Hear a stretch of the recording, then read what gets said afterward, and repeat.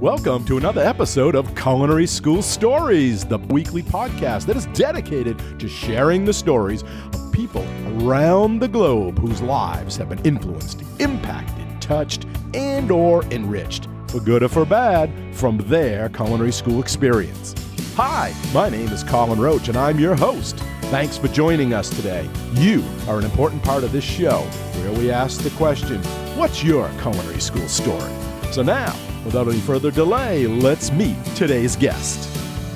Hello, everyone, and thank you for listening today to another episode of the Culinary School Stories podcast, a proud member of the Food Media Network. And if you haven't yet subscribed to the podcast, please do so. It's free, and you can be done through your favorite podcast app or at the website, www.culinaryschoolstories.com.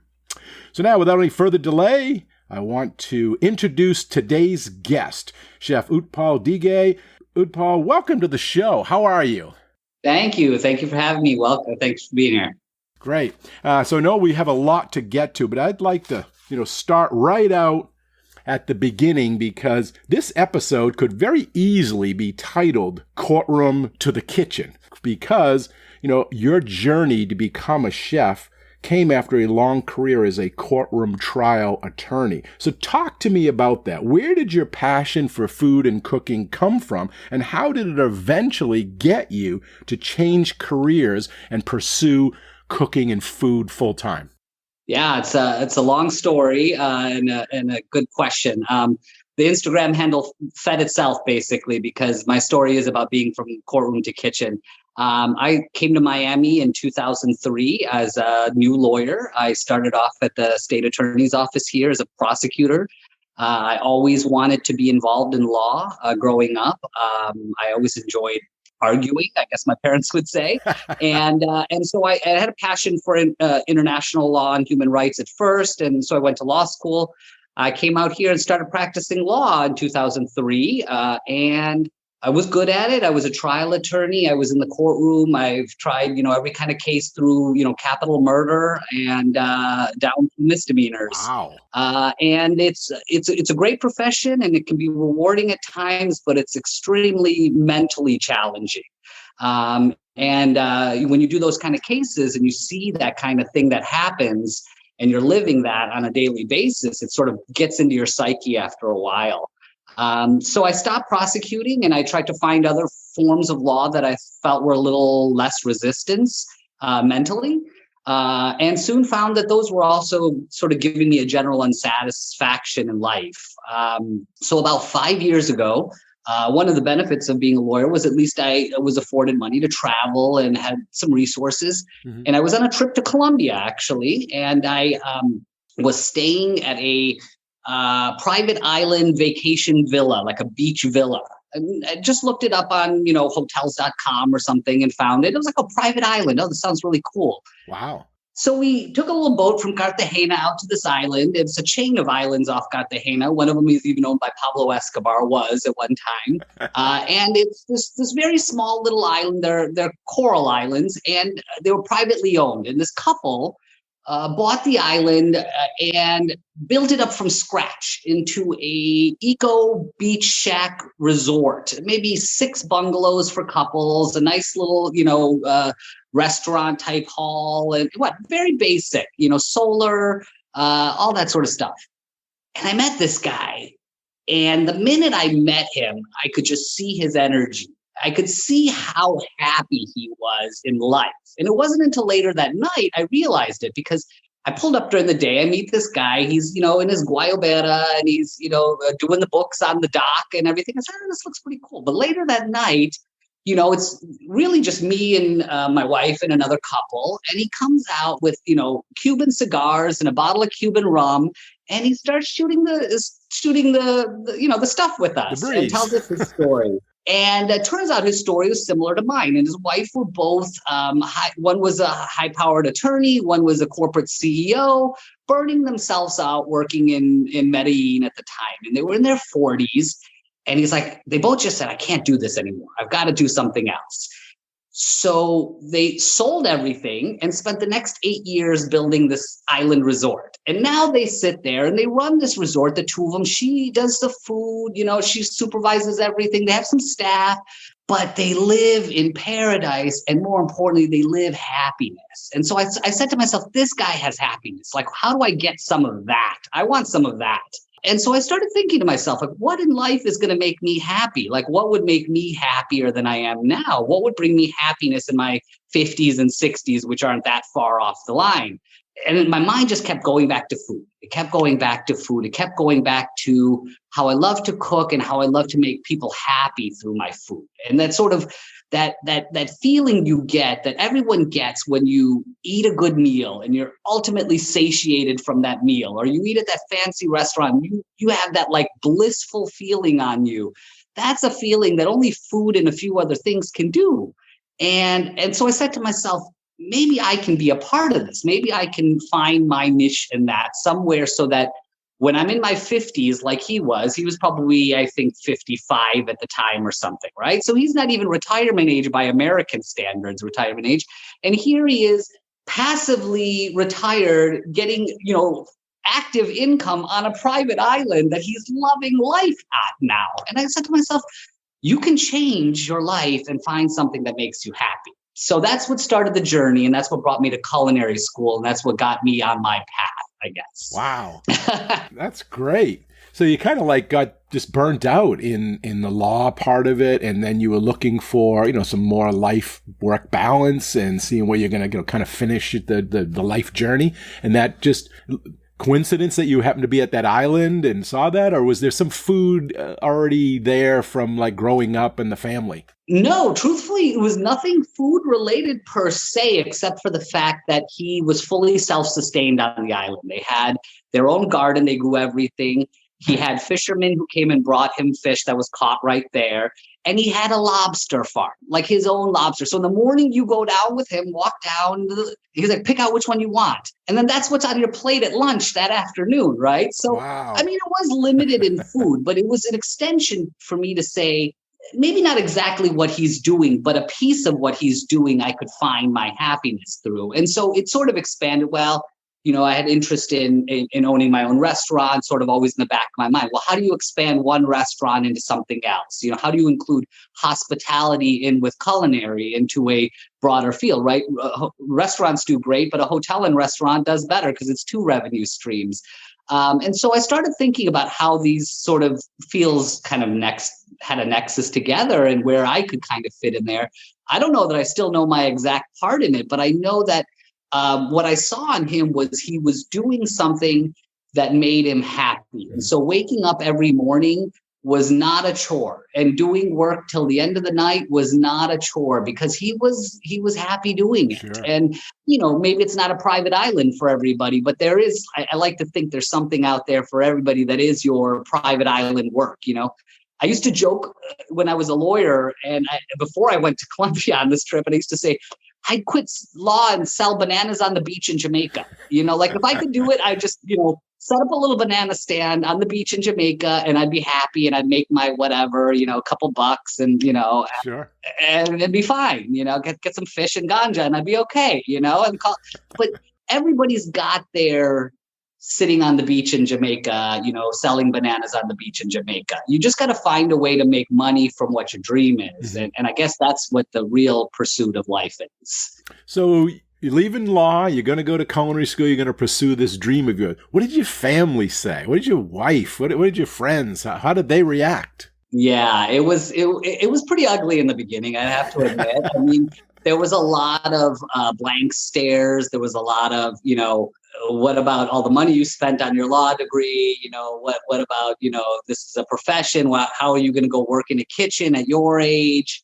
You don't have experience. And so, of course, anytime you tell people you're going to quit something that you've been doing for so long and try to do something else at 40 something, it's a tough go. It's not something that sells very easily. And Thankfully, I think especially my wife, realized that there was passion in there, and so she was the first to come on board and be, supportive of the whole thing.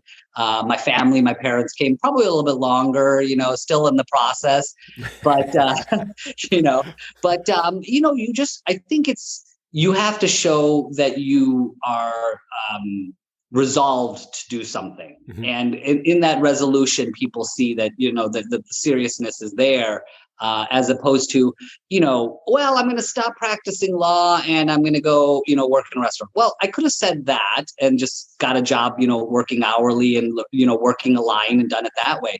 But instead I said, no, I'm going to go to Johnson Wales and get a culinary degree. I'm going to get the bachelor's in food service management so that I can have some educational background to what it is that this profession requires, because that was important to my parents. Being Indian, it's like education is forefront, right? So if you're going to do something, be educated in it. And so I think when I said that, and then I, did the logistics of it and really figured out like, well, hey, I don't have to spend 4 years to do this. I can do an accelerated program and be done in 2 years. And, I don't have to leave Miami-Dade, which originally I was thinking about doing CIA. And I wanted to go out to their Napa campus and they have a program out there. So those sort of things you start weighing, like, can you do this in your life right now, given where you are with a family and kids and all that sort of thing? It fit in. I made it fit in as comfortably as possible. I gave my parents sort of that like extra comfort level of saying, well, although I'm closing my law practice, I'm not actually no longer a lawyer. I still have my license to practice and I could walk into a courtroom today and argue a case if I wanted to. I'm fully licensed. Now continue to keep that up forever, just so that it's always my safety net, in their minds, Insurance. And rightfully so. I mean, listen, you don't spend $200,000 on something and say, I'm going to chuck it out the window, for no good reason, and, but the hardest thing was sort of, telling I would say, my colleagues in the law profession was probably a little bit more of a challenge, because for them, they view the profession and where you're at up here. And everyone sort of thought like, even if I said I'm going to open a restaurant, when you say I'm stopping practicing law and I'm going to culinary school, they're like, what, literally. And until I started actually cooking food for some of them and they started buying my food, was it that they were actually like, whoa, wait a minute, you should have been doing this all. I mean, you're a good lawyer, but you're a better chef, So some of that is just, it's a process. It's ongoing. Every day I struggle with it every single day. I still did today, this morning, right.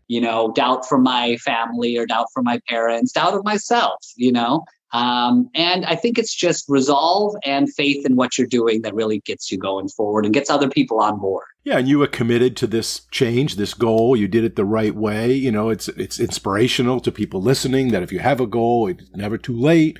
And you didn't really have the time to go perfect the career in the industry. So jumping right into culinary school is a good move, because you can get a crash course and get it pretty quick. So you can get out there and start that dream. Yeah, I mean, at least if nothing, it gave me some credibility on paper, because I was, 43 at the time, starting culinary school, and I had never worked in a kitchen.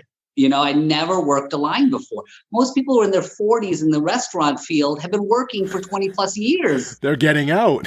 And they're heading out. They're probably already like an exec chef or maybe the chef de partie or something, and they want to get out. They were looking for the corporate jobs to go cook so that they don't have to, so they can get a 9 to 5. So it was like absolutely opposite reaction and pathway I kept getting. And, there's a lot of times along the way where I got, basically laughed at or insulted by people I was interviewing with for jobs, because they're like, why are you here? Like, what, they were almost themselves insulted or felt bad about themselves because someone with higher education was trying to get a job from them after they had struggled with whatever, and, I could tell you examples of interviews where I spent, hours there only to basically be humiliated and walk out, and be like, okay, fine. I just explaining why you did this, right? They probably wanted to know. Here, okay. Obviously, I want this if I'm here and I'm in a suit in front of you for an interview for a chef position, or front of house position or something, So I think it took a while for people to take me seriously. And so things like Johnson Wales and getting the degrees were very helpful for that, at least to say, on paper, I have some credibility. Now give me the experience, because it shows like, well, I can hold a knife or whatever, and now you can train me on the rest, Right. And so that was that. And, but it's really just it was maybe part of a foot in the door, it was like my toe in the door. And so it just gave me enough wiggle room to start forcing my way and talking to people more and asking them to give me a chance. And, I took the abuse, I'd work a line, I'd work saute on a 300 cover a night type line just so I could get abused by the expediter and know how that feels, and know what those burns all over your hands feel like, and touching. Well, you're paying your dues, right? You're in there, you're showing, I've got my battle scars, I've done this, I've been in the trenches. Listen, and if ideally I would gladly give more years on that too, because the dues that people pay in this industry are significant in order to get to where they want to. And I'm respectful of that. Like people who are advanced chefs now, they've worked hard to get to where they are, and they've struggled a long way to get there. So I don't want to be the person who comes in as like, yeah, I was a cush attorney for 20, 30 years, and now I'm just going to pop into your kitchen and become the, executive chef or something. It's insulting to the people who have been there and worked hard their whole lives in a field too, So I tried never to ask, don't treat me any differently. I am who I am. I want to be here. I want to learn. I'm humble. I do stages just to, whatever, because it's like, you got to do those things to pick it up if you don't have those skills already through years of experience and time. But there's room for everybody in this industry, and there's a lot of different avenues and ways you can take this career. So it doesn't have to be the traditional. There's a lot of others like you're doing, which we're going to get to. But let's jump to culinary school now. So you're over 40, you're changing this career, you have a different mindset, you're a mature adult that already has a profession, has family. You're going into school with probably a lot of right out of high school students. Yeah. How was that transition, and how did you find it? And was it what you expected? Tell us a little bit about culinary school, at least that first 6 months, that first year. Yeah, especially the first week or so was definitely an eye-opening. I applied to Johnson Wales, and I did their, it's called your garnish your degree program. It's an accelerated program for people who already have a bachelor's degree at least. And so when I entered that, I was under maybe a mistaken assumption that somehow I was going to be with people who were similarly situated to me, in that they were changing professions and they were also doing this garnish your degree program. And I wasn't aware, frankly, even until the very first day that I walked in, that I would literally be with people who were fresh out of high school. And so that was a shock. I mean, there's people who are literally less than half of my age in those classrooms. I graduated college later than most of these kids were born, earlier than most of these kids were born. Sure. So it was definitely a shock. I've tried always to be, I think I'm a pretty social person, and I try to be humble enough when I meet new people and whatnot. So I tried to go in with a very open and calm approach to things. I think there was a fair amount of students who were sort of put off by me. I got a lot of old man comments, grumbling about the old man in the classroom and things like that.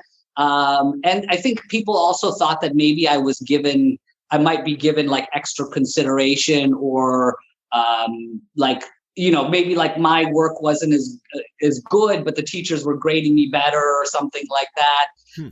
And so that was a struggle, and I think a lot of people initially, I remember my very first lab, out of the 15, one of them I consider a friend, and that's good for me. I mean, I'm friendly with a lot of them and whatnot, but there was a good handful of them that made fun of me or laughed at me or, whatever. And so be it. Like, I don't really care. Mm-hmm. You're 17, Right. you're starting off and you really don't have anything yet. And so it doesn't bother me what you think about me, frankly. And I think if you take that attitude in life in general, it's very helpful. Yeah. And you're there with your objectives, your goals. You have some things you need to accomplish. So the rest of it is right. Exactly. I was there. I knew I had to do the labs. I needed to be, get in and get out. And that was my focus. And I wanted to take advantage of every resource I could get out of there. So I at least came in with maybe a perspective of like, a little bit bigger understanding of what the school resources could actually offer you. Like, did people really take advantage of career services as much as they could have, or, some of the other departments that they could have? And if you don't, then what that you're not getting enough money out of, you're not getting a value out of your tuition dollars. Mm-hmm. Career services, I bugged the HEL out of, because they were there for you. That's what your money is paying for, Also, in terms of just questioning and talking to the chefs and getting other information from them, I mean, you're a good example. I know I picked your brain a lot on a lot of other things that were maybe offshoots of what we were talking about in class, but maybe I had some other understanding or I looked at it a little bit differently because of life perspectives and I wanted to know something more about it. And I took every opportunity to bug my professors and get that information I could have, because you're there for me. That's a resource that we have, right? So, and from a professor's point of view, it's refreshing because it's not just like, is this going to be on the quiz? Yeah. Do we need to know this? Those type of questions. It was someone that was really going to take that knowledge and use it out there in, the industry and use it for their, fulfillment. Well, and listen, I was in college once, the exact same age these kids were too. And so I remember barely going to class and barely paying attention and just studying for the final or the, midterm or whatever. But then I think this is a good example of where I went in with, like you said, with a specific goal in mind and the knowledge of how much I put into getting to that place and what I was putting aside to do this one thing, to be there for culinary school for that 1 year or that 2 years. I had to get everything I could out of it, because if I didn't, one, I'd be out that, 10, 20 G's of money, that I spent on tuition. And two, this whole chance of taking a break and trying something new would absolutely not get anywhere if that first step didn't get accomplished well, right?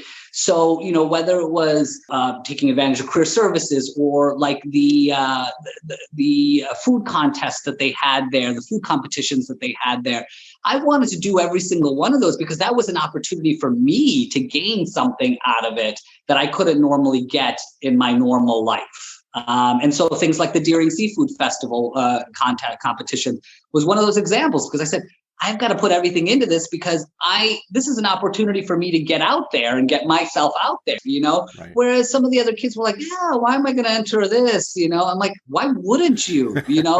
You are nothing right now, but if you get this and you get yourself out there, then people are going to start knowing you or knowing your name better. And that's value in our profession. And just challenging yourself and putting yourself out there, right, and learning and being uncomfortable and all. There's so many lessons involved in all these events that they have. Right. I mean, just the sheer aspect of creating a dish and then creating it in an hour and that time frame and running that whole thing. Well, there's a bit of like that whole chef competition, Iron Chef skills you need to have.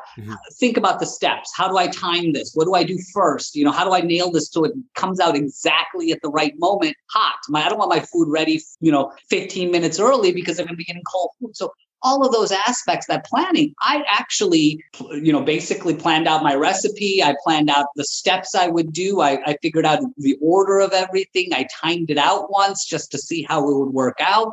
And so when I went in there, all these other kids are running around like chickens with their heads cut off, like, everything's burning, And I'm just like, I literally, they laughed because I was I believe the second to last person to go. And so everyone started 5 minutes off on a cycle. And I literally just sat there in a chair with my eyes closed and was like meditating. Like, I'm not listening to all these people going crazy. I'm just going to breathe. And then I sat there for 40 minutes with my eyes closed while everyone else is in chaos. The judges are watching me like, what is this guy doing?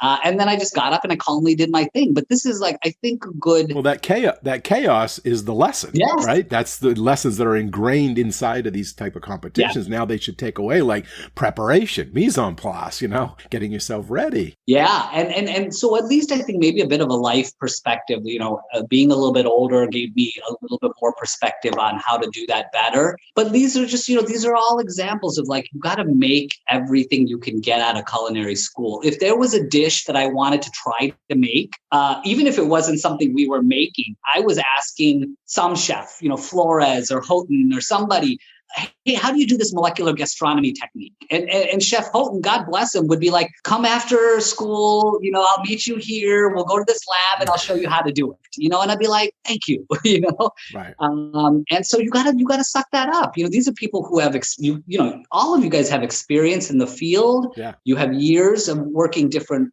jobs in the field. You all have, different avenues that you're a prime example. Like you had the knowledge of, restaurant consulting. And I asked you a lot of questions about, restaurant management and the logistics of opening a restaurant, because that's something, that maybe one of the other chefs didn't know as well. Mm-hmm. If I wanted a dessert thing, I knew how to go to. If I wanted a bread thing, I knew who to go to. Right. And so I loved it. I had maybe 8 chefs as actual lab instructors. But I talked to every single one of them, and I probably picked their brains on their specialty at least once in the time I was there, even if I never got to cook with them ever the whole time I was there. Yeah. As a, a judge at a lot of these competitions, I always, when I'm talking to the contestants or the candidates, I always tell them, you're all winners, whether you win or lose, because, just by putting yourself out, you've gone and taken away something to that. But talking about, talking to the chefs and stuff, I've seen, a lot of career changers, older students that do that. And it's because I think it's their maturity level and they see it from a different perspective. But I also sometimes get the feel that they feel like they're behind, like they got to catch up. They got to make up for those lost years in the other career. Is that how you felt? Like, I got to get all this. I only have X amount of time. Yeah, definitely. There's a strong degree of that. I mean, it's always in the back of your mind when you're 40 something that the people in the culinary field have been probably doing this for 20 years or more. Most people who enter culinary, become chefs, do it, either in high school, in college, or in that time frame of age. They're 19, 20, 21, something like that. They start off in kitchens. Maybe they start off washing dishes or whatever, and they work in their way up. But, you walk into most kitchens and there's old timers who have been there for doing that for 20 or 30 or 40 years. I worked with a guy at my first job who literally could be collecting Social Security, and he has been doing that since he was in his 20s, right? So Am I ever going to have as much life years experience as him? No, there's no chance. But what I can do is try to supplement and focus my knowledge that I'm learning that can best be suited for me, right? So culinary is such a huge field. There's so many types of cuisine and so many techniques and things you could learn. I mean, you could spend a lifetime and then some learning different stuff. But at some point you have to say, I've got to focus on what I'm going to do or what I'd like to do, and maybe try to maximize my learning of that to get as best as I can. And so I think at some point I tried to kind of fine tune, instead of going in with like a general soak up every bit of knowledge you can get, I tried to zone it in and get a little bit more specific on what I was looking for. And that came, I think, maybe as a little bit time went on, I started to learn a little bit more about that. I walked in knowing very little about what I wanted to do and walked out with far more knowledge of that. And yet. Mm-hmm.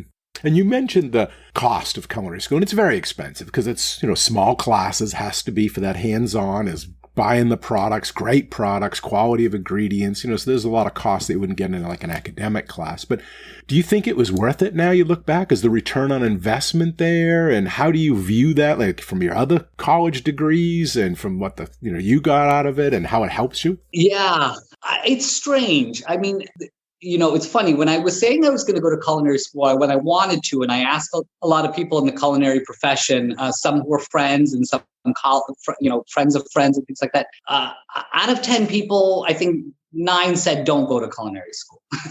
One said go to culinary school, but the only thing you're going to really learn is how to hold a knife. And and in some sense. And had these people been to culinary school, or no, they were just in the industry? About half of them had been to culinary school. Some of them had been to our culinary school, and others, and about half had not, and were just, trained chefs through the, working experience and whatnot. Mm-hmm. So I took all that with a grain of salt, and I take all that with a grain of salt because obviously there's people in different settings who come with a different idea about that.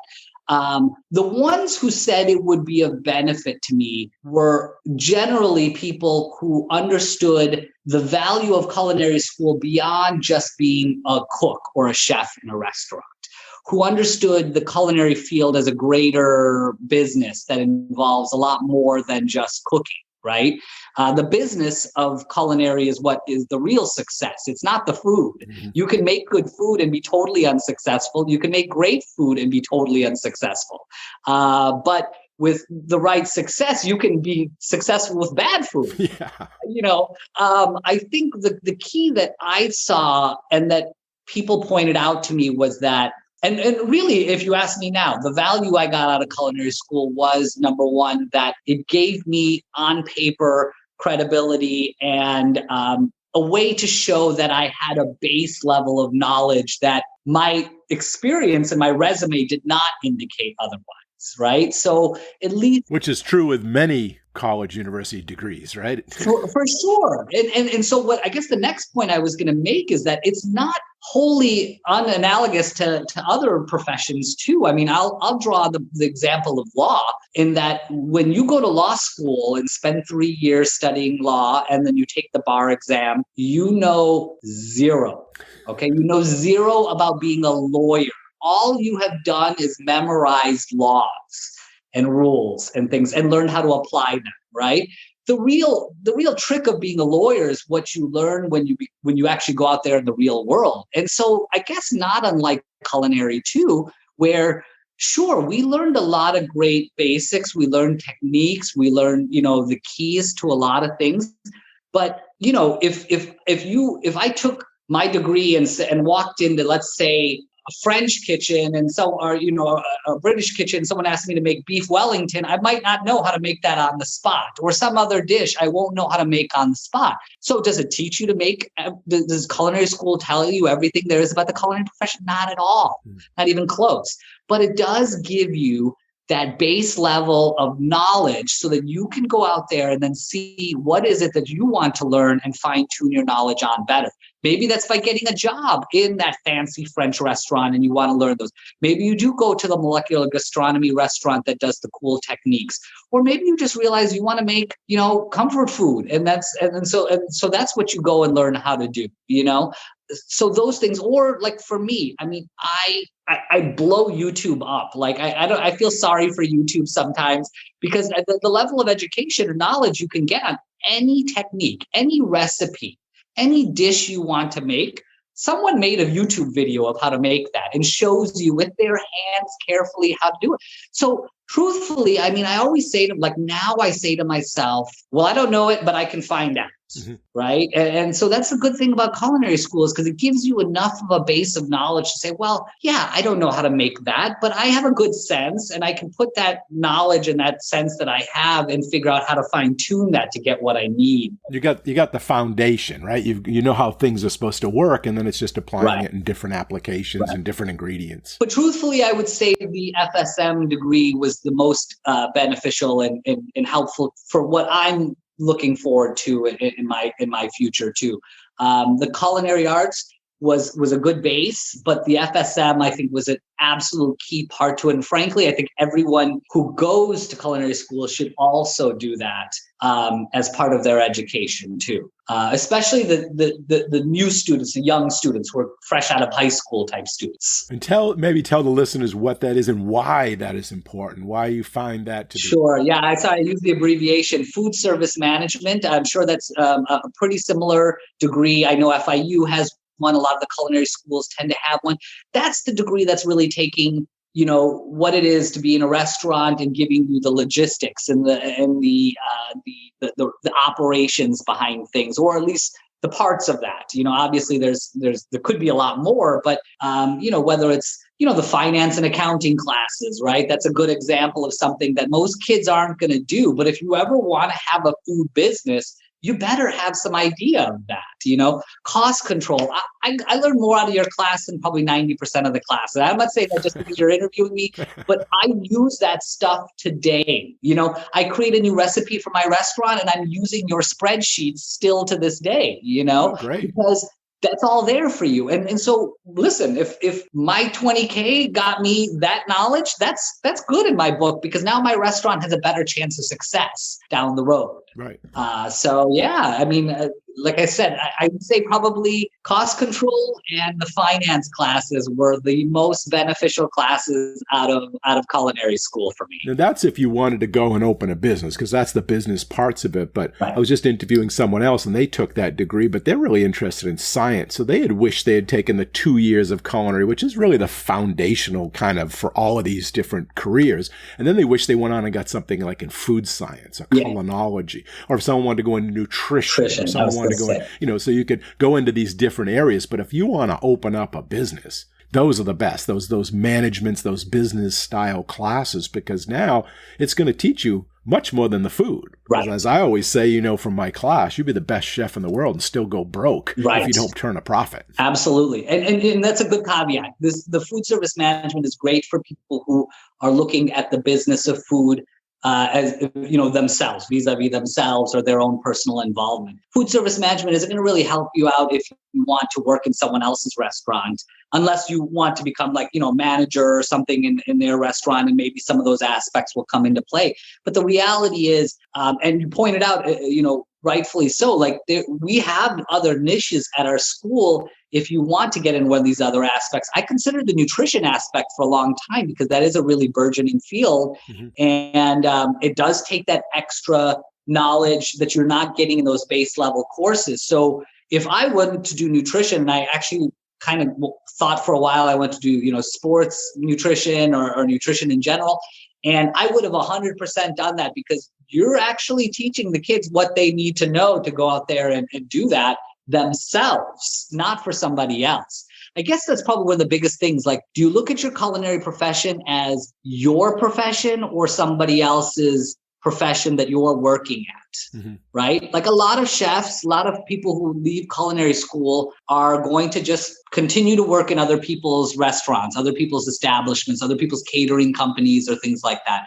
But, for me, at least, it was, how do I make that mine? Right. How do I bring that into what I can do? And I hope I'd say this is probably one of the best pieces of advice I give for all those chefs. And I tried to give it to all the young kids in my classes. Listen, stop thinking you're the next, Salt Bae or Danielle Boulud or whatever you think you are. And recognize that you walking out in the culinary world and walking into a kitchen isn't going to get you very far, except in that kitchen. Right. If you want to get beyond that kitchen, you need to think beyond that kitchen, because plenty of people they'll start a restaurant, they'll start working a restaurant, work a line, and they'll be there for 2 or 3 years and they're still working that same line position. Well, any other career field, 3 or 4 or 5 years in one profession, in one position is stagnation. And you would say you're not advancing career-wise, professionally. So that's why you see, people who've been working line for 30 or 40 years who are still working line. Right. Right. I would say stay a year. It looks good on the resume, not jumping around. But after that, if it's a French restaurant, it's a French restaurant. In 5 years, it's still going to be a French restaurant. So after a year, 2 years, you've learned it. Exactly. Especially when you're climbing that ladder, move on and try to learn something else so you can build that knowledge, that toolbox, and then you can decide what you want to do in the long run. Yeah, I would say actually culinary is a really good field. Employment and profession-wise, in the sense that it's not uncommon to move around. It's not uncommon to jump jobs. It's not uncommon to, have a lot of different positions on your resume. Whereas in some fields, in some professions, in corporate worlds, it looks bad if you're at a job for less than a year or something like that, right? They ask you a question about that.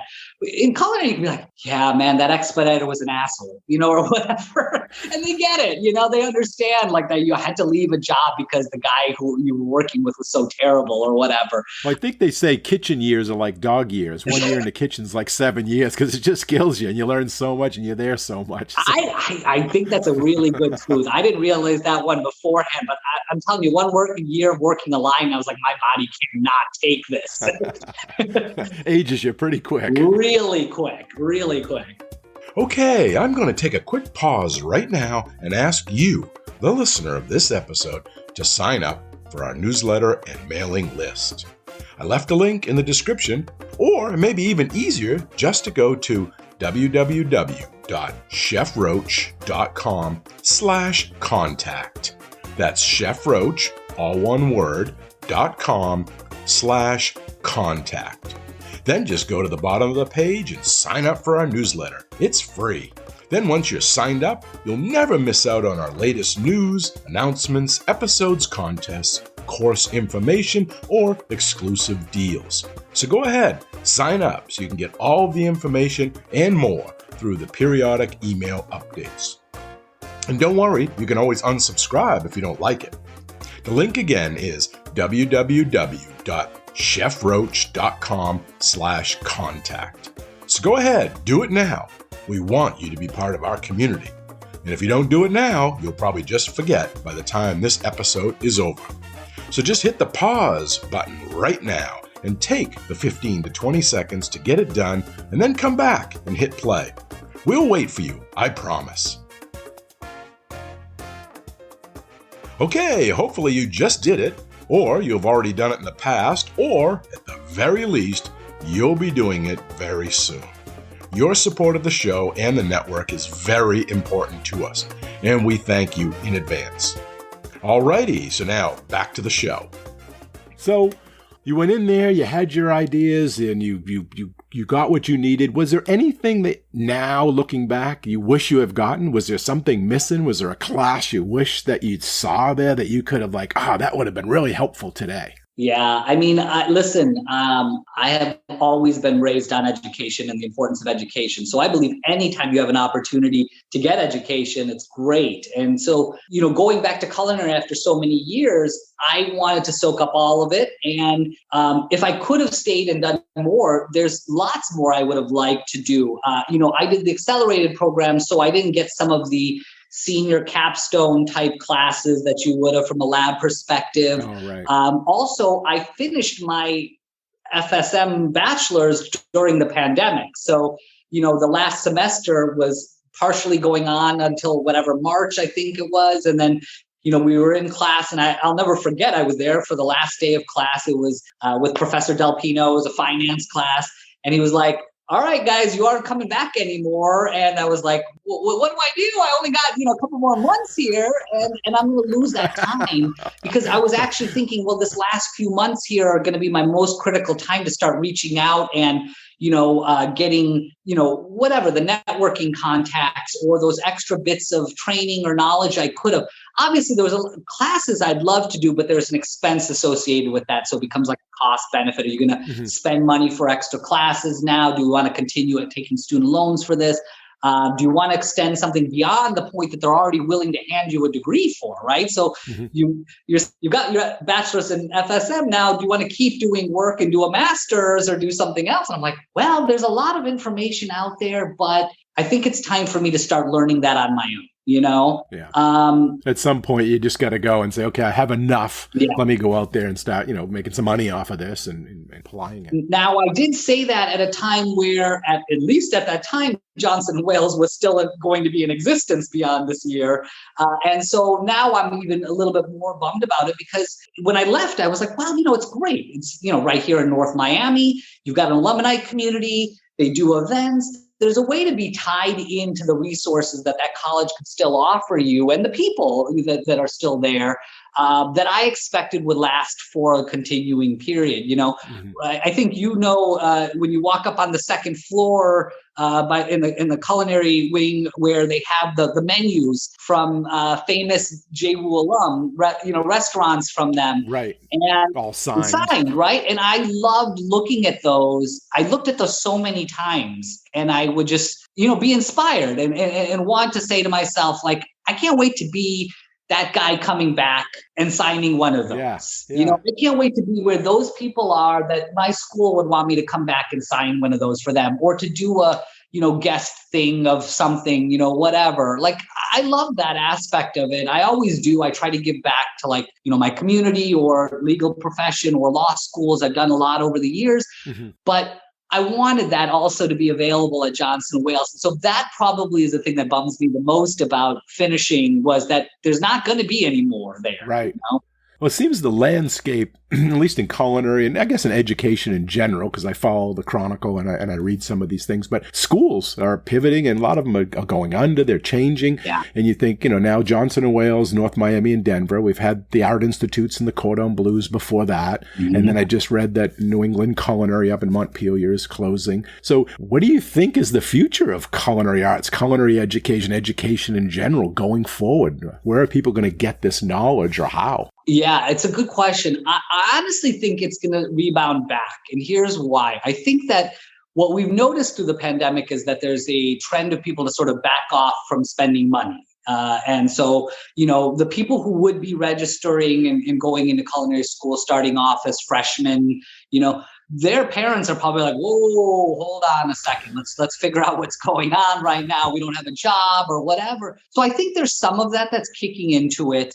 I think culinary, like what happened with law schools, was that there became an oversaturation in education. That is, that in the 90s, 2000s, education became monetized in a way that it never had before by private, paid, for-profit institutions. And so you have all these quasi-educational institutions opening up that give people the opportunity to get the education they were always seeking, but might not always be valuable enough to them in the end, right? And I won't use culinary as an example. I'll use online education as an example, right? You see these, Phoenix University and Atlantis and Carlos Albizu and all these other, online universities that were created to give more people an educational opportunity. And that can be of benefit sometimes, but it's also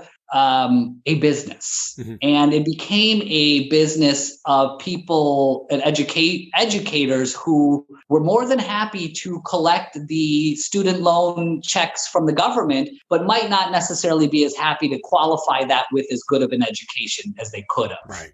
Or they just were never able to give you a good education. And that's what the sort of the Ponzi scam they built that whole thing on. And that's why you have so many, educational institutions closing. So I think that's part of it. And then I think the economic downturn was the other part of it too, that really hit hard. Yeah. I'm sure that was in progress already. I mean, I'm not a fool to think that Johnson & Wales, problems all happened within one semester or something like that. Right. But the trend was probably already ongoing, and it was, made worse by that.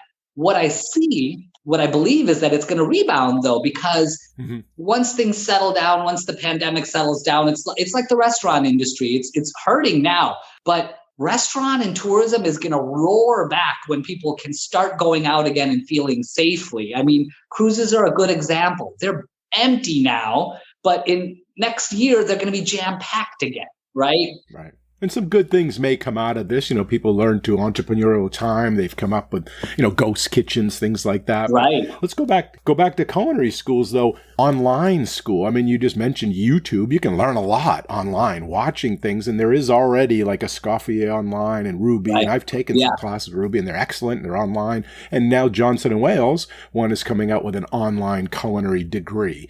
So what do you think about learning virtually? Yeah, I think a lot of culinary can be learned virtually. I think if you said, today's lesson is learning how to make beef Wellington, for example. I know I keep picking on beef Wellington, but let's say that's today's lesson. Well, I don't need a live chef necessarily to show me how to make beef Wellington. I could watch a video and watch it and probably recreate it from that. But if I thought that I could recreate my entire culinary education and get the same level that I got online, I don't think that's possible. For me personally, what I got out of culinary school was the hands-on. It was a chef watching over me, telling me, hold your fingers a little bit slightly differently, hold the knife, this way, or, you're whipping it too hard, or you beat it this way, or whatever it is, you fold it this way. Add more salt, cook it a little more. Yeah, right. The taste, actually tasting your recipe and tasting your dish. How do you have an evaluation of your food if no one is actually physically seeing or touching or tasting or smelling your food? I mean, I can tell you some of the kids' food that was cooked, you could smell it and be like, this is not right, or you look at it and be like, this is not right. Or you taste it, of course, and then it's not right. But did they learn? They could still be doing it wrong, even after we told them. There probably are. And so if you did it online, I just feel like you wouldn't get that. That being said, there's still a lot of culinary that you could learn virtually. Mm-hmm. I think you need key things that maybe a class or a live session could teach you. And then you could expand that. Like if I want to spend 8 hours a day and YouTube educate myself, I could learn a lot of things, Yeah. I mean, you mentioned cost control. I have a cost control video, how to fill out that recipe cost card we mentioned earlier. It has 180,000 views. There's a lot of people trying to learn how to do costing online. And the reality is, your class is a good example. For a person of, I'll say mild intelligence at least, like if you looked at this stuff, if you had an educational video, a step-by-step tutorial, especially for something like filling out a cost card, right? You're just filling in fields. Once you understand what the field is, it's hard to get it wrong. So there are a lot of aspects of culinary school that if I had known what it was, or maybe had I downloaded the course curricula for a virtual program or something like that, and I could see the lesson plans and things like that, then maybe you could put something together. But me personally, even now looking back, and one of the number one things that people said was, you're just going to learn the basics. You learn to cut a knife. But for me, what I learned was I had someone there who was answering my questions and letting me know in real time what was right and wrong with what I was doing. Yeah. That's invaluable to me. For me personally, right. I don't know that every kid there got the same thing out of that, but that's their own choice, There's different learning styles. That's true. Because in the kitchen, you'd be working with a student and some of them like, I got this, I know it all. Yeah. Okay, fine, good. And there's others that really want the help, and then you give them that extra help. So some may, right or wrong, learning it on their own. They think they already know it, and others maybe want that extra coaching, right there. Yeah. And so maybe that's the division line for students who should be in culinary school and not. I can tell you, and I'm sure, as an honest answer, you would say that out of the first lab semester class students that I started with, maybe, 30 or 40% of them finished to completion. I don't know. The number was low. Maybe it wasn't that low, but a handful of them shouldn't have been there and probably are still putzing along anyways, So, but those key 5, 10, 20, kids that I got out of that I saw, those are the kids that I'm calling now to work for me, or that I know that when I need something, you have the right attitude, you have the right work ethic, and you're going to succeed. So I'll bring you on board. I'm not calling those other idiots. Right. I would never hire them. Right. Well, it's true. I think graduation rates nationwide, and people can look those up, are 50%, retention 70%. Yeah. So there's a lot of people that don't make it. And that's a lesson right there. It's make sure that it's something you really want to do before you're going to put all that cash up and all that time and everything to find out that it's just not for you. Do your due diligence. Especially for the young kids going fresh out of high school, college age, don't just go to culinary school because you work in a restaurant, but you really couldn't get into any other college. And so you don't know if you want to do a liberal arts degree. So, I was, a cook in a kitchen, so I'm going to go to culinary school. Culinary school is a trade. It's a profession, and people need to look at it like that. You go to culinary school because you want to do that profession alone. You don't go to culinary school because I want to think about what I want to do and explore the world and, see what I feel like. Yeah. Listen, go to junior college, go to community college, or, go to state college and, flunk out your first semester like the rest of us did and go back again.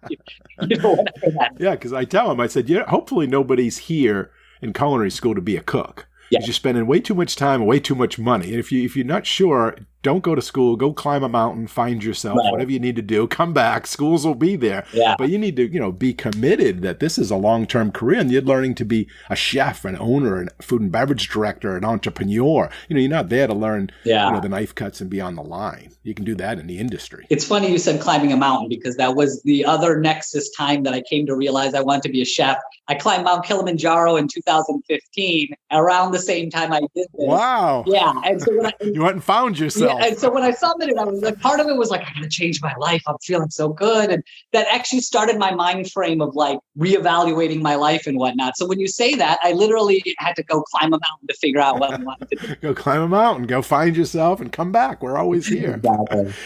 So what are you doing now? What's next for you? What are you doing currently? What do you see yourself in a year, 5 years? Now you've changed this. What's your path? Yeah. So, the pandemic really put a halt on things and really changes things from perspective. And I feel sorry for all the kids who finished at that time. I finished my FSM in May of 2020, right? So a couple months into the pandemic, we didn't have graduation. I got a diploma sent to me. But, for the rest of the people, I would be like, and I thought to myself, what do I do now? My restaurant, I was working, I had segued from back of the house into front of the house because I want to learn operations.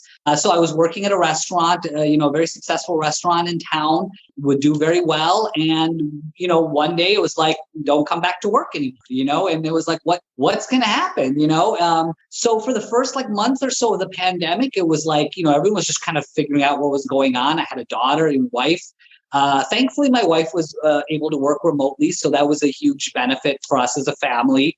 And it was about, maybe 4 or 5 weeks into the pandemic. And a couple of my friends reached out to me both at the same time, like within 1 week. Both of them were like, dude, we're so tired of cooking. We hate our wives cooking. Can you please make something for us to eat and we'll pay you for it?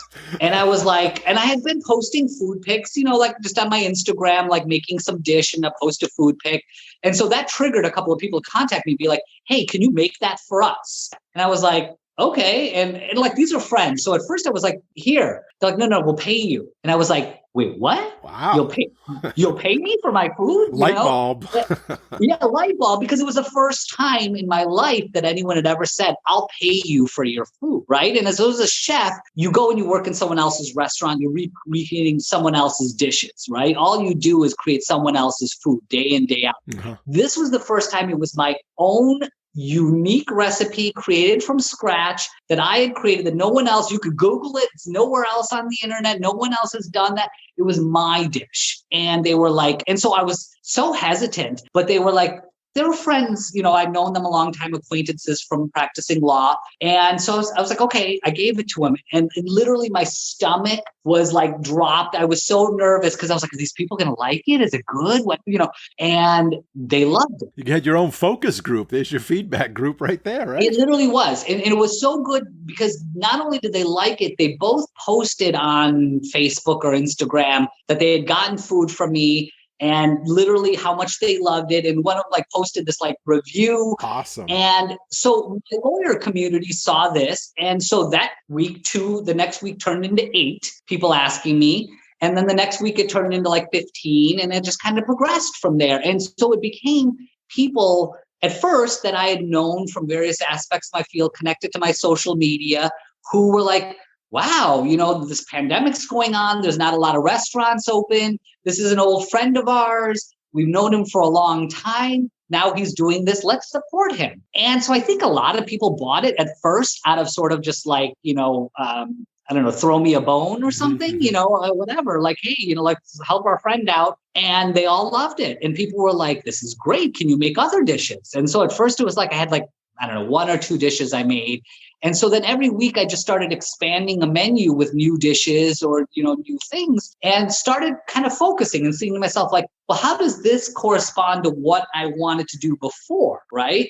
So before I was always like, okay, I'm gonna, thankfully law's, given me, resources and, connections. And so I'm gonna open my own restaurant. I have investors, I have resources, I'm gonna open my restaurant, right? So the pre-pandemic idea is like, I'm gonna have a restaurant, right? And now who wants to open a restaurant? Right. Now you look at it and you say, that's ridiculous because there's no way I'm gonna make money off of a restaurant anymore. How do you operate something now that you have to operate at 100% capacity in order to make your 7% margin, profit margin? You're not going to turn a profit. And do you need to anymore? Right? So that became the next question that people started answering with, technology and ghost kitchens, virtual kitchens, and the expansion that came through there.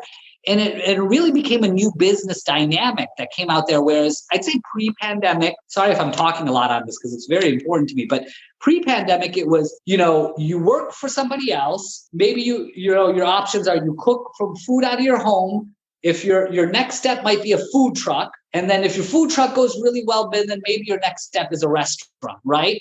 But the difference is, zero money, food truck maybe, 50,000 investment, restaurant 250,000 to $1 million investment, right? So your scales of investment level and your steps, there's so few in between in the old model. But today, with the change in things that have now come out of the restaurant business, there's an entirely new model that creates multiple tiers that are much more accessible for the average person.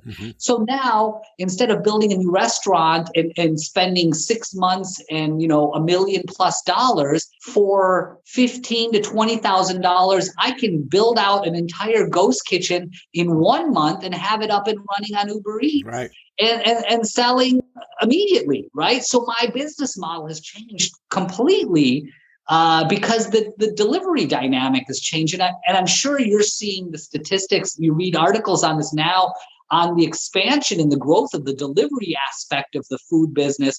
It's going to be a $300 billion business in like 5 years, and they're saying up to $1 trillion in 10 years or something. It's going to take over.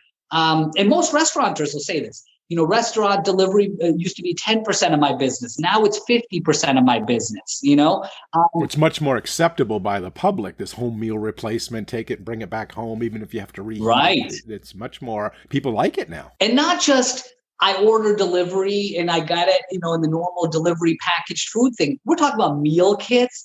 We're talking about packages that are elaborate. And so people want different things now from food to meet what they can do given today's environment of the pandemic and everything like that. I started doing private dinners for people because they didn't feel comfortable going out into public, but they have their bubble of, 8, maybe 2 other couples or, that they hang out with closely that they trust. And they want to do something fancy like they were at a restaurant, but at home, right? So they want a restaurant meal at home. And so that was, private dinners was a thing before, but it's grown now because of the pandemic.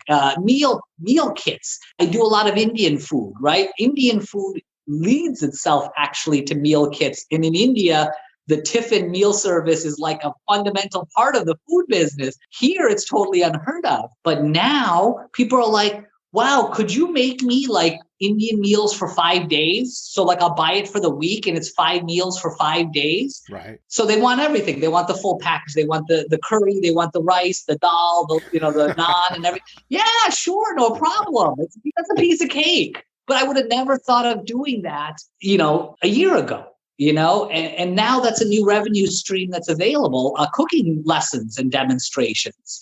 I do virtual Zoom cooking lessons and demonstrations for people. That's taken off. Great. Because people are like, wow, we're at home. We're tired of cooking the few things we need to do. Maybe you can show us how to cook a dish that we cook along with you, right? So I take couples who can't cook and I teach them how to make a basic Indian shrimp curry or a basic Indian curry dish, right? It's so simple. They just need the help to do it. Mhm. And, for 1 hour's worth of work, I'm making more than I made spending 6 hours working a line. Uh, and so would I have thought about doing that before the pandemic? Probably not. But now you're like, hey, wow, what about this? What about this? And I guess maybe the lesson I would say out of this and to pass on to your viewers and whatnot too is that be mobile, be agile. Look at this and don't get stuck in what you thought you were going to do. Look for what you can do now. Because if you see that, you'll see people who are having huge success doing something that 6 months, a year ago, they were not doing. Right. It's been an entrepreneurial time for many that saw these opportunities and were able to pivot and to take advantage of those. So if someone wanted to have business with you, find more about it, where can they find you? Do you have a website, a social media? Give them some of those. Maybe get some more customers out of it. Absolutely. Absolutely. Glad to. So I have two main food businesses that I'm working on right now. Saborwala, which is my Indian Latin fusion comfort food. Sabor being Latin for flavor, and wala is the ending in Sanskrit for guy who does a certain job. So if you were like the meat wala, you'd be like the butcher is the meat wala, right? Oh. Okay. So Saborwala is the flavor guy, which is what I came up with as my blend of Latin Indian fusion. It's a lot of comfort food. It's a lot of play on, Latin dishes from different parts around the world, Mexico, Cuba. I blend Indian flavors into Latin dishes like chicken tikka croquetas, as an example. I make Cuban style croquetas, but I take chicken tikka meat that I've marinated and seasoned in the sauce. In the bechamel for the croqueta, I add tikka seasoning into it, so it's actually like a creamy tikka sauce blended into it. Wow, that was great. So it's just things like that where you take. I've always been a fan of the fact that food is around the world is very similar. So whether you're, I used to say it in culinary school, a stew is a stew is a stew, right? A stew is a curry. Mm-hmm. All right. There's no difference between a stew and a curry. And the technique is the exact same.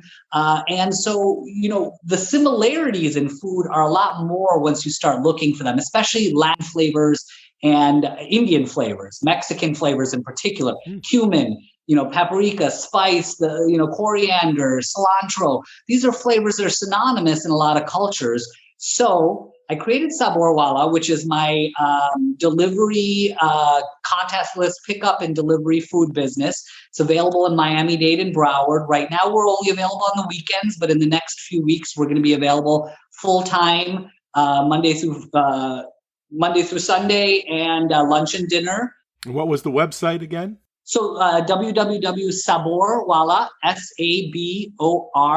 SABORWALA is my website for ordering my food and things like that. And there's pictures and they can see what there's offerings there and stuff? Yes. So every week there's a new menu that's on there. Normally some of the items stay the same and there's a rotations. And so every week I try to do a few new dishes and then keep some of the classics that people keep ordering every time.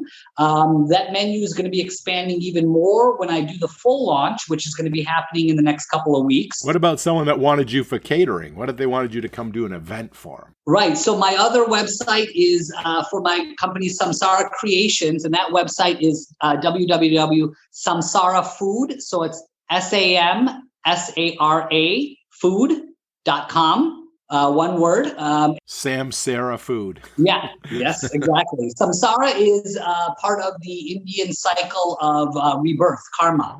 And so it's the cycle where you finally break free from the recycling of your soul. So it sort of connotates you enlightening yourself. And so the food concept is to be a little bit more enlightening. It's a little bit more refined. Wow. I do a little bit more elegant, refined Indian food for that. I do catering for private parties, private chef. I do, appetizers. I do, this is where you'll find my cooking lessons.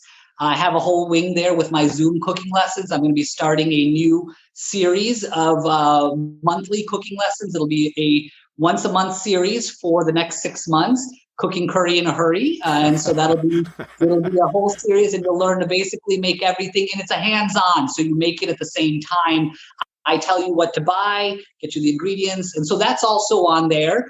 Of course, I'm available on Instagram, which is where a lot of my food is promoted through. All of my businesses are promoted through Instagram. So my main Instagram is courtroom, the number 2 kitchen. That's my personal Instagram, and that links everything that shows my personal food I make for, everything I make for my family and the more refined things I make. And then I also have Instagrams for both of my food. One is at Saborwala, and one is at Samsara Creations. Okay, I'll make sure I put them in the show notes too. So if anyone's listening and wants to get back, they'll see those and they'll be able to hit the links and it'll be with your bio page. Yeah, and the goal is to expand the food offerings into Tampa and Orlando within the next 6 months. I'm looking at ghost kitchen operations in both of those locations. And you started this off by asking sort of the 1 year, 3 year, 5 year plan. When I look at the ghost kitchen model and I see what they're now doing with the business, and what I'm getting contacted with a lot now is not just kitchens that are landlords who want to have tenants who own restaurants. They're actually restaurateurs who want to be invested in your business. So they want a partnership deal with you where once you sort of prove your worth, they'll help you partner with you, help pay for marketing. But what they also do is they take you into all the other locations they're opening. So a lot of kitchens now, Reef is a good example, Cloud Kitchens is another example, where what they're doing is they're saying, we're going to open, let's say 10 kitchens or 100 kitchens. But we want to find the 7 best businesses, and then we want to take them into all of the kitchens we're opening across the country. Wow. So you're getting scaling across a geographic range by involvement in one location. It might cost you extra, upping your ante investment in each one. Right. But what you can do is initially invest in one kitchen, show your success through one, and then take that exact same model and literally plunk it down. Like franchising, right? It's franchising through ghost kitchens, basically. And so isn't Reef out of Miami? Don't they use parking garages and things like that? There is. So kitchens? Reef is using parking garages. They're using office. They're using warehouses.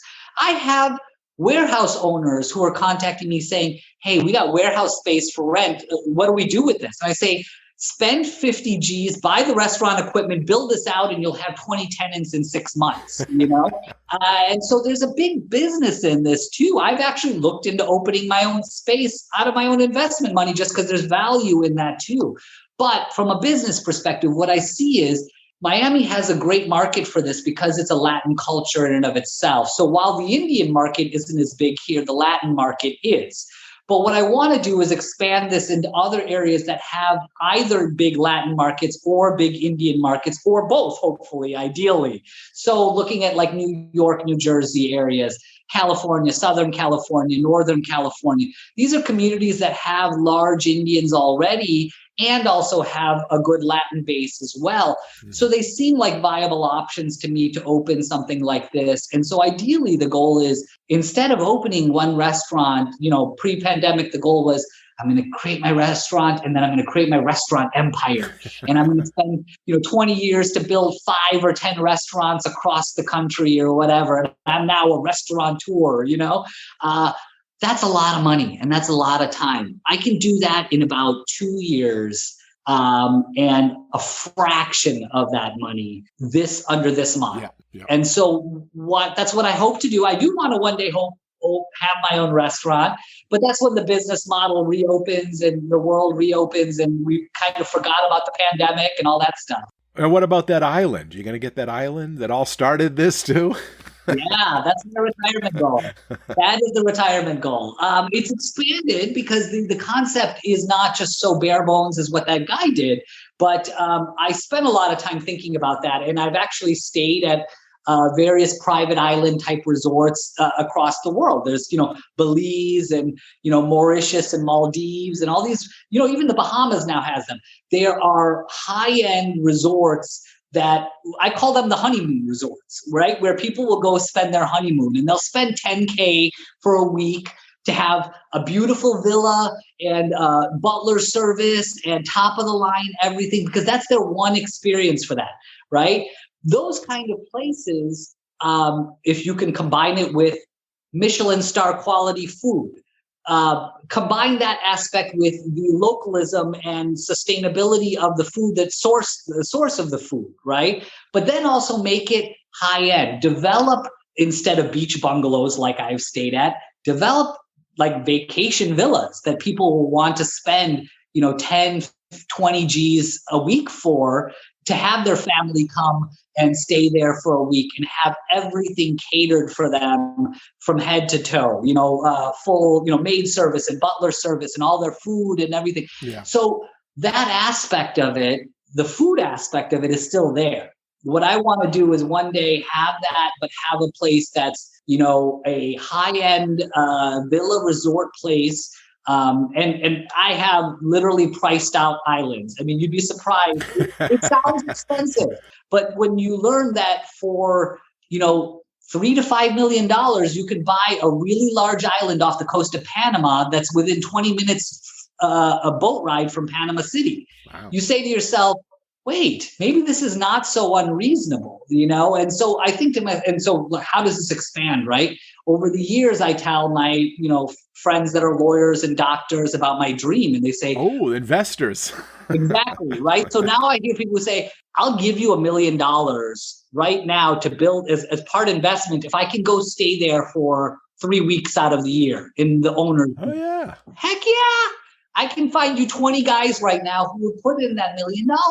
It's like a timeshare. You invest, you can stay. Exactly. So you create 1 or 2 villas that are private on the other side of the island for the investors. You create a resort, that's high end for maybe, 6, 12 couples at a time on the other side of the resort.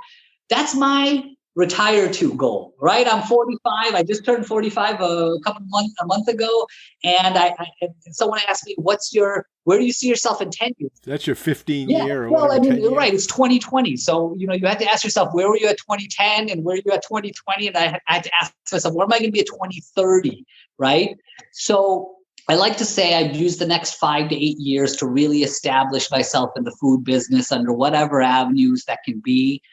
Maybe that's virtual. I create a lot of high-end food, so I do want to one day create an elevated, refined Indian restaurant. I believe I have a strong take on that. But then when I look at that, I'm now 55, 10 years from now, and I'm thinking to myself, the grays are popping up a lot more, and I'm getting these years.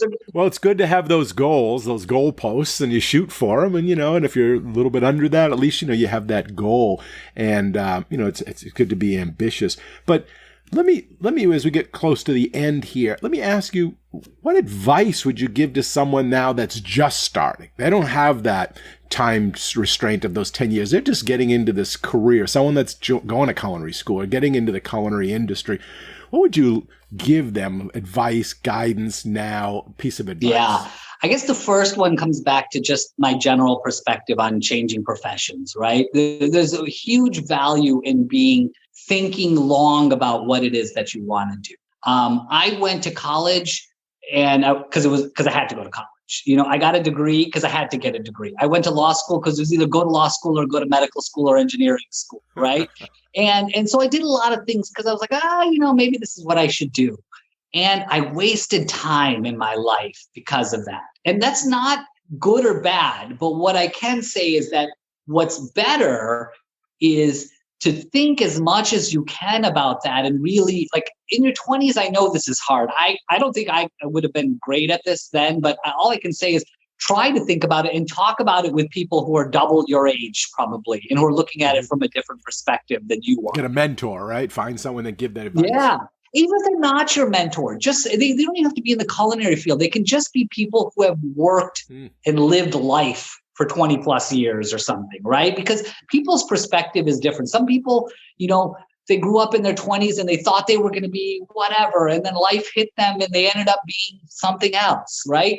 So those people are going to tell you, God, be mindful of what it is you wanted to do, because I got so far in my life and wasted. They might make you think about those little bits in life that you didn't think about before. I had a few of those lessons. that were given to me in my 20s. And those are the lessons that are the most valued to me, that sort of set me on the track of thinking about something more. And, for me, my family grew up in India. We were very poor. My parents were very poor growing up. They came to the US on hard work and made a lot from themselves because of their hard work. And so my dad always put the perspective of understand where you are and who you came from. And that was a lesson. He took me to India and I had to see for my own. But those lessons, those moments, like, you might not accept it, but be open to it and don't be ashamed of whatever it is you want to do. Maybe it's what you think, maybe it's what your parents are telling you to do. Maybe it's what you think you want to do. Maybe you really want to do something you think people are going to laugh at you for, or laugh at you about. If you want to go to clown school and become a clown, great, do it. If that's your passion. I had a friend who became a magician, right? Because his dream was to do magic tricks, and we laughed at him, but that's his passion, right? Yeah. And he's great at it, So those are the sort of things I say, like, follow your dreams, find out what your dream is. And then if you know it, if you have an idea for it, reach out for that and don't be afraid to fail. Failure is part of the game. It's totally acceptable, but keep trying. I guess that's the best thing. Go to culinary school if you really want to be in the food industry. But if you don't, that's okay too. Go find out what it is that you want to do. But that thought process, thinking about that, will make you sure one way or the other. And for those that are sure about culinary, you will leave with a new resolve for what you want to do and a new passion for what you want to do. That is what fuels me on a daily basis. Great advice. Well, that is just about all the time we have for this episode. I want to first thank you, Utpal, for coming on the show today and sharing your culinary school story with all of us. We really appreciate your time and your insight and your honesty. Thanks. Thank you for having me. I was so glad to be here. Hopefully you guys get something out of it. Yeah, thanks. I enjoyed our chat. Bye-bye now. All right, Chef. Good seeing you. And a big thanks and appreciation also goes out to all of you, the listeners. We hope you enjoy the show and this episode. You all are a big part of this show, so please let us know what you think. Your comments are always welcome, and they help us in making the best show possible. You can email them to culinaryschoolstories@gmail.com. That's culinaryschoolstories@gmail.com. Or even leave us a voicemail at area code 207-835-1275. That's area code 207-835-1275. And if you like the show, we have a big ask of all of you, and that is to share the podcast with everyone you know and to give us a positive rating and review on Apple Podcasts. Okay, until our next Culinary School story, take care and be well. Bye-bye. Culinary School Stories is a proud member of the Food Media Network.